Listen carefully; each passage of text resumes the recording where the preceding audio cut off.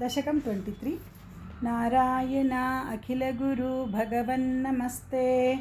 सर्वत्र गोविन्दनामसङ्कीर्तनं गोविन्द गोविन्द प्राचेतसस्तु भगवन्न परो हि दक्षः त्वत्सेवनं व्यधित सर्गविवृद्धिकामः आविर्बभूविथ तदा लसदष्टबाहुः तस्मै वरं ददिद्धतां च वधूमसिक्नीं तस्मात्मजास्त्वयुतमीश पुनः सहस्रं श्रीनारदस्य वचसा तव मार्गमापुः नैकत्र वासमृषये समुमोच शापं भक्तोत्तमस्त्वृषिरनुग्रहमेव मेने षष्ट्या ततो दुहितृभिः सृजतः कुलौघान् दौहित्रसूनुरततस्य स विश्वरूपः त्वत्स्तोत्रवर्मितमजापयदिन्द्रमाजौ देवत्वदीयमहिमा खलु सर्वजैत्रः प्राक्षूरसेन विषये किल चित्रकेतुः पुत्राग्रही नृपतिरङ्गिरसः प्रभावात् लब्ध्वैकपुत्रमथ तत्र हते सपत्नी सङ्घैरमुह्यदवशस्तव माययासौ तं नारदस्तु सममङ्गिरसादयालुः सम्प्राप्य तावदुपदर्श्य सुतस्य जीवम्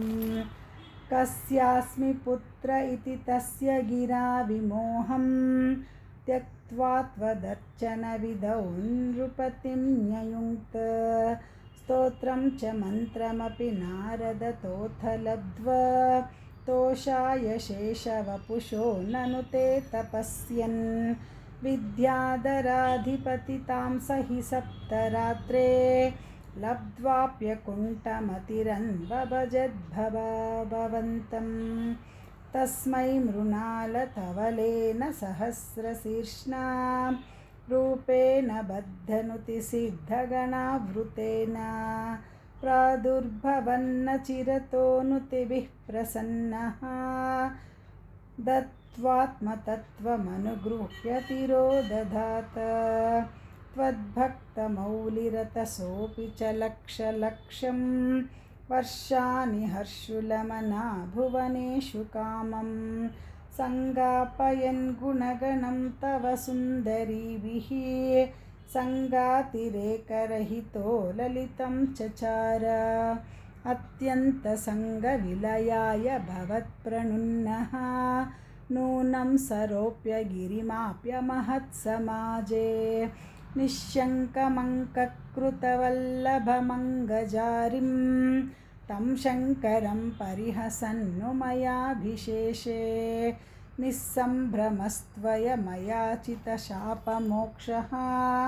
वृत्रासुरत्वमुपगम्य सुरेन्द्रयोधी भक्त्यात्मतत्त्वकथनैः समरे विचित्रं शत्रोरपि भ्रमामपास्य गतः पदं ते त्वत्सेवनेन दितिरिन्द्रवधोद्यतापि तान् प्रत्युतेन्द्रसुहृदो मरुतोऽभिलेभे दुष्टाशयेऽपि शुभदैव भवन्निषेव तत्तादृशस्त्वमवमां पवनालयेश नारायण अखिलगुरु भगवन्नमस्ते सर्वत्र गोविन्दनामसङ्कीर्तनं गोविन्द गोविन्द।